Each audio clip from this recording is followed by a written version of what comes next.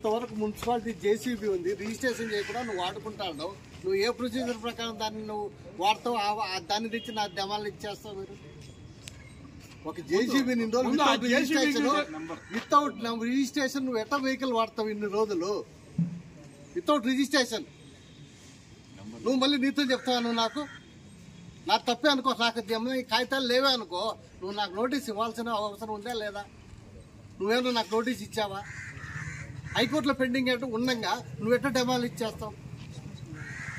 హైకోర్టులో వాళ్ళు వేసింది, నీకు నోటీస్ వచ్చింది, ఆ టైంలో నువ్వు ఎట్లా డెమాలు ఇచ్చేస్తావు? నువ్వు నీతివంతుడు అయితే నువ్వు వితౌట్ నెంబర్ లేని జేసీబీని ఇన్ని రోజులు ఎలా వాడతావు? ఆ జేసీబీని తెచ్చి 19 ఎట్లా నువ్వు డెమాలు ఇచ్చేస్తావు? దీనికి మీకు సమాధానం చెప్పాలి. రేపు అన్నిటికీ జేసీబీని కూడా సీజ్ చేయాలి. నువ్వు ఇన్ని రోజులు ఒక నెంబర్ లేని జేసీబీని ఒక అధికారికి వాడటం తప్పు. దానికి డీజిల్ వాడతాడు, పనులకు పెడతాడు, నువ్వు ఎట్లా పని చేస్తాడు, దానికి డ్రైవర్కి జీతాలు ఇస్తాడు. నువ్వు ఉల్లంఘించడం లేదా చట్టము? ఇంకా ఉంటాయినా తీస్తాను ఈ విషయం. ఇప్పుడు నిన్న మీకు స్టేట్మెంట్ ఇచ్చినావు తెచ్చా, శివాంక్ హాస్పిటల్ కానీ నీటికి ఉంటుంది, వేస్ట్ అంతా తెచ్చి దాంట్లో వేయమని.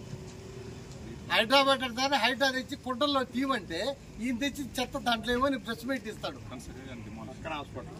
అది క్రైమ్ కదా? ఒక అధికారిగా ఉండి ఒక నీటి కుంటను పూడ్చడం అంటే నువ్వు అది క్రైమ్ కదా? ఇవన్నీ ఉండయి, పరిశీలిస్తాం. మేము తీసుకునే చర్యలు ఖచ్చితంగా తీసుకుంటాం. నువ్వు అధికారిగా నువ్వేం చేయాలో నువ్వు వచ్చి, మేమేం చేయాలో మేము వచ్చేస్తాం.